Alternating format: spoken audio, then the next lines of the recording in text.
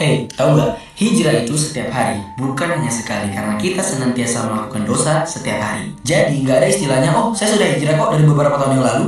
Enggak, hijrah adalah berpindah dari sesuatu yang buruk ke sesuatu yang lebih baik. Kita manusia ini pasti melakukan dosa, pasti.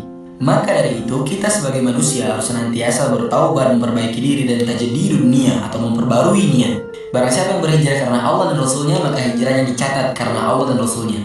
Dan barang siapa yang berhijrah karena dunia yang ingin dia peroleh dan pasangan yang ingin dia nikahi, maka dia hanya mendapatkan sesuai dengan apa yang dia niatkan.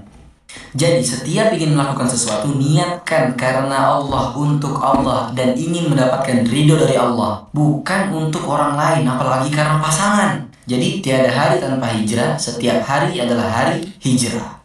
Oke? Kamu harus tahu, doa itu mampu mendatangkan yang hilang, menyempurnakan yang kurang, dan mendekatkan yang jauh. Maka berdoalah jika keinginanmu ingin menjadi nyata dan ingin menyusul akal. Assalamualaikum warahmatullahi wabarakatuh. Meskipun setelah beberapa kali kecewa karena berharap pada manusia, kita sering lupa dan masih saja berteman dengan yang namanya harapan. Boleh, silakan jatuh hati karena memang fitrahnya manusia punya perasaan. Tapi tetap libatkan Allah dalam setiap pilihan. Karena jika suatu saat pilihan kita salah, kita dibantu Allah, disembuhkan dari hati yang patah. Dan percayalah, wa asa an tuhibbu syai'a wa huwa karhun lakum. Bisa saja sesuatu yang menurut kita baik, tapi Allah punya pilihan yang lebih baik. Dan percayalah, jika suatu saat nama yang selalu kau sebut bukanlah nama yang tertera di Lauhul Mahfuz, belajarlah untuk mengikhlaskan, karena Allah tidak pernah salah dalam menjodohkan. Assalamualaikum. Kamu tahu gak? Kamu udah terlalu jauh berharap kepadanya. Kamu berharap kepadanya dan dia sama sekali tidak menanti dirimu. Kamu mengejar bahkan orang yang tidak sama sekali menunggumu. Sadar. Berbicara tentang hati, hati itu haruslah selalu terang, karena dengannya manusia dapat membedakan. Hati itu inti, karena dengannya manusia selalu berbagi.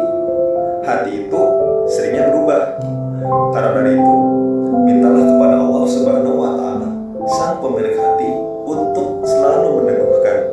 Rasulullah SAW pernah mengajarkan kita sebuah doa agar kita umatnya selalu diteguhkan di dalam jalan kebaikan, yang berbunyi, Allahumma arinal haqqo haqqo warzuqna tiba'ah wa arinal batila batila warzuqna istinabah.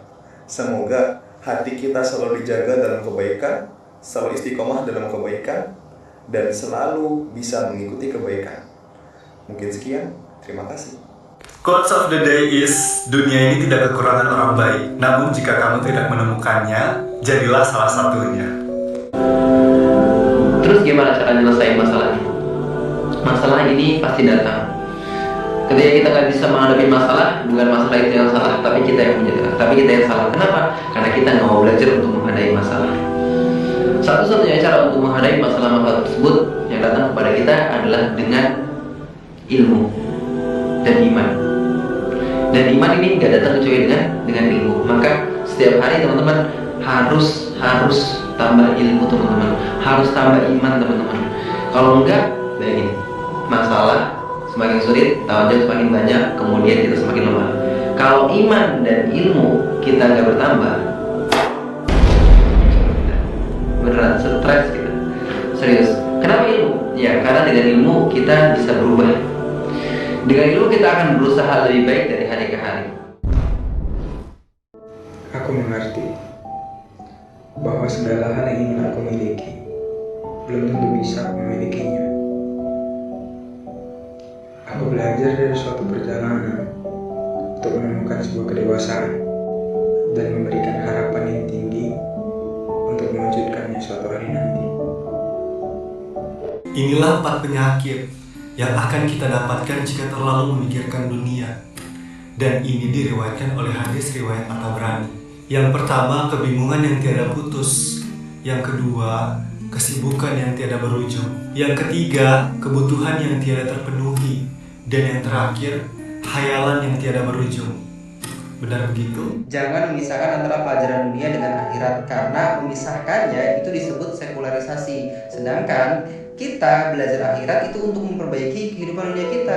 Ketika kita belajar dunia itu untuk menggapai kehidupan akhirat kita. Jadi gitu.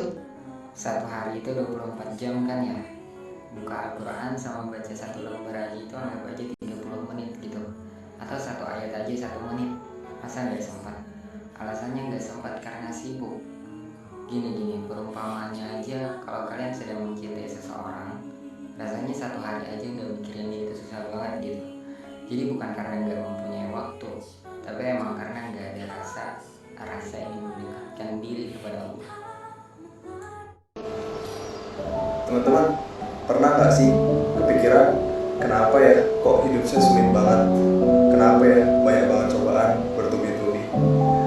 Memang sudah hakikatnya bahwa kehidupan dunia itu penuh dengan kesulitan, penuh onak dan juga duri. Tapi Rasulullah SAW udah ngajarin sama kita nih, tatkala kita dapat kesulitan, tatkala kita dapat cobaan, minta doa untuk dimudahkan. Apa ya doa untuk dimudahkannya? Maka kita baca bareng-bareng ya. Bismillahirrahmanirrahim. Allahumma yassir wala tu'assir. Ya Allah, mudahkanlah dan jangan kau persulit. Semoga urusan kita dimudahkan ya.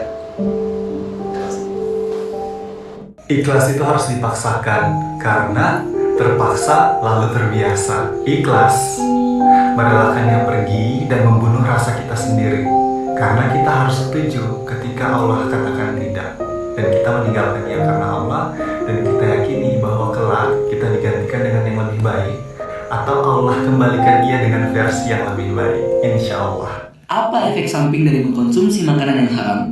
Akibat dari mengkonsumsi makanan yang haram adalah doa yang tidak terkabul. Sebelum membahas itu, kita harus yakin dulu kalau Allah akan mengabulkan setiap doa yang kita panjatkan. Karena Allah sendiri yang bilang, berdoalah kepadaku maka aku akan kabulkan. Nah, tapi ada syarat-syarat yang harus terpenuhi. Di antaranya adalah makanannya harus halal, minumannya halal, dan pakaian yang dia gunakan itu halal. Seperti yang diceritakan di dalam hadis, ada seorang lelaki yang kusut rambutnya, lusuh pakaiannya. Dia telah melakukan perjalanan yang sangat jauh. Artinya dia adalah seorang musafir yang harusnya doa-doa yang dia panjatkan itu mustajab. Dia berdoa ya Rabbi sambil mengangkat kedua tangannya. Tapi Rasulullah SAW mengatakan bagaimana doanya akan diterima, bagaimana doanya akan dikabulkan. Sedangkan makanannya haram, minumannya haram, pakaian yang ia gunakan haram, perutnya kenyang dengan sesuatu yang haram. Padahal Allah yang maha baik hanya menerima sesuatu yang baik. Maka mulai hari ini mari kita sama-sama lebih memperhatikan apa yang akan masuk ke dalam perut kita. Lebih hati-hati dalam memilih makanan yang akan kita konsumsi. Allah mengabulkan niat-niat baik dengan cara-cara terbaik.